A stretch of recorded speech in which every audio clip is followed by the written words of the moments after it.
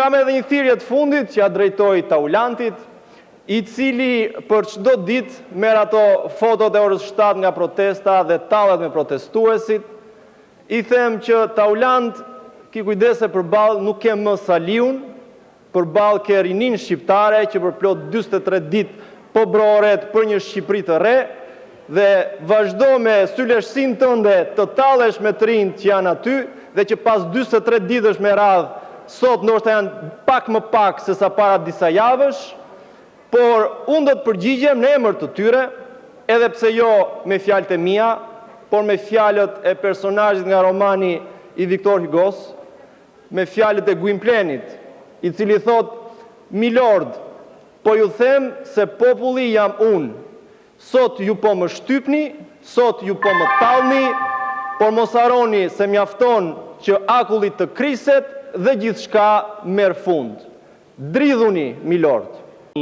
Të drejt, as politike, as morale të flasish në emër të popullit, sepse të paktën në këtë sallë, në emër të popullit, ka një shumicë të caktuar nga vota e një viti më parë, ndërkohë që ti je thjesht dhe vetëm aksidentalisht në këtë sallë, sepse ke ardhur për shkak të dorëheqjes së një deputeti tjetër. Pra ti ke ardhur hajdutëshe në parlament. Ti.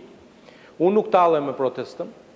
Protesta, kur nisi ishte diçka e bukur, nisi në emër të disa kërkesave që lidhen për mjedisin, por prej ditës pare kam thënë dhe do vazhdoj ta them, nuk e di sa mirë ndiqni statuset e mia të orës 7, transparencë është ajo, tregon se si kur hyri Saliu, hyri Gonja, hyri Qorri, apo ndonjë tjetër, flamingot fluturuan dhe ngelën sorra si puna jote.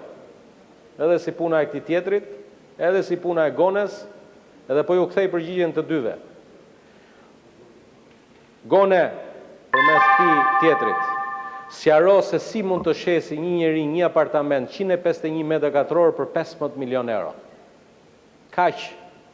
Por petat e byrekut po hapen, siç u hapën edhe historitë e përfshirjes së lloj-lloj balte, lloj-lloj llumi.